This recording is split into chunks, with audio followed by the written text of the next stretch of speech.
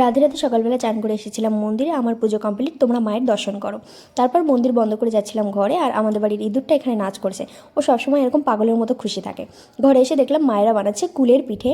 তো আমি এখানে করছিলাম মস্তানি, যেটা আমি পারি না সেটাই করার চেষ্টা করছিলাম। তারপর আমার খিদে লেগেছিলো।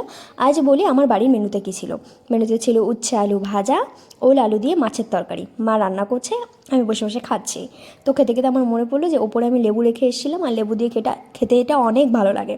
তো আমি লেবু নিয়ে এসে মা কেটে দিল, আর সেটা দিয়ে খেতে অনেক ভালো লাগছিলো। আমার সত্যি এখন জিভে জল আসছে। অনেকদিন ধরে প্রচুর মশলা মশলা খাওয়া হচ্ছে, তাই মাকে বলেছিলাম আজ একটু হালকা তরকারি রান্না করতে। তাই মা আজকে একটু হালকা মাছের তরকারি রান্না করেছিল, সেটা লেবু দিয়ে খেতে জাস্ট ওয়াও। আমি বসে বসে খাচ্ছি, মায়ের সাথে কথা বলছি আর বসে বসে খাচ্ছি এখানে। আর উঠে উঠে যাচ্ছি, বারবার ভিডিও বানাচ্ছি, খাচ্ছি, ভিডিও বানাচ্ছি, এই করছি।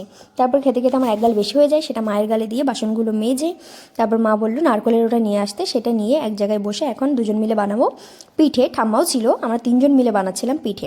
তো সব কাজ কমপ্লিট করে এখন বসেছি পিঠে বানাতে। আমি মায়ের থেকে শিখছি, কারণ আমি পারি না এসব করতে, ফার্স্ট টাইম। তো মায়ের দেখে এখন করবো মস্তানি। তার মধ্যে লাইটটা ডিস্টার্ব করছিল, সেটাকেও বন্ধ করে এখন বসে বসে আমি বানাবো। প্রথমবার চেষ্টা করলাম, আর প্রথমটাই অনেক সুন্দর হয়েছে। আমি আগে কখনো করিনি। আর শীতকাল পড়তে না পড়তেই আমাদের বাড়িতে হচ্ছে পিঠে। এখন রোজ নতুন নতুন কোনো কিছু না কিছু পিঠে হবে। তোমরা জানিও যে তোমাদের কাদের কাদের বাড়িতে পিঠে হচ্ছে। তো এই যে এই পিঠেটা আমি বানিয়েছি, এটা আমার শাশুড়ি মা বানিয়েছে। তো আমারটা প্রথমটা অনেক সুন্দর হয়েছে।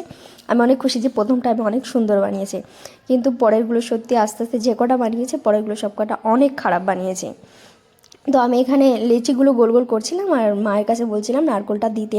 মা নারকোল দিচ্ছিল, কারণ নারকোলে হাত দিলে না হাতটা অনেক চিপচিপ পিটপিট করে, তার জন্য মাকেই বলছিলাম দিতে। আমি শুধু বসে বসে ঢঙ্গি করছিলাম ওখানে। তারপর ওপরে এসে একটু জল খেয়ে নিলাম। জল খেয়ে তারপর আমার ওষুধ ছিল, সেটা খেয়ে আমার যেমন নিচে, বাড়িতে থাকলে আমার এই কাজগুলোই করতেই হয়, নিচে থেকে ওপরে, ওপর থেকে নিচে। এখন ওটাই বানানো হবে চুষি পিঠে, তার জন্য সব কিছু গাবলিতে তোলা হচ্ছে। তারপর আবার এসে ওপরে এখন এটা নিয়ে যাচ্ছি জিরে মৌরি আর সফ, এগুলো নিয়ে কড়াইতে হালকা ভুনে। আমার মতো তোমাদের যাদের গ্যাসের সমস্যা তারা তোমরা এটা ট্রাই করতে পারো, সত্যি অনেক ভালো কাজে দেবে। তারপর এটা ভালো করে ভুনে এটাকে ঠান্ডা করতে দিয়েছি। তারপরে একটা আপেল কেটেছি বাচ্চাকে দিয়ে, তারপরে আমি খাচ্ছি।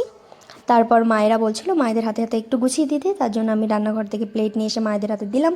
মায়েরা এগুলো সব গোছাবে। তারপর মায়েদের কাজ কমপ্লিট হলে আমি সব কিছু পরিষ্কার করে এগুলোকে গুঁড়ো করে ভালো করে তুলে নিলাম। তারপর বাবাকে এসেছিলাম বাইকের চাবি দিতে, ওপরে একটু গুড় খেয়ে নিলাম। এসে দেখি মায়ের সব কিছু রেডি। তার মধ্যে আমাকে বললো একটু এলাচ কুটে দিতে, তাই এলাচ কুটে দিলাম। তারপরে ওগুলো জিনিসগুলো চিনি লবণও সেগুলোকে দিয়ে মা আমাকে দিল একটা টেস্ট করতে। আমি আমার জিনিসপত্র নিয়ে আমি যাচ্ছি ওপরে, অনেক খুশি টেস্ট করব। আর জানাবো কেমন হচ্ছে সত্যি।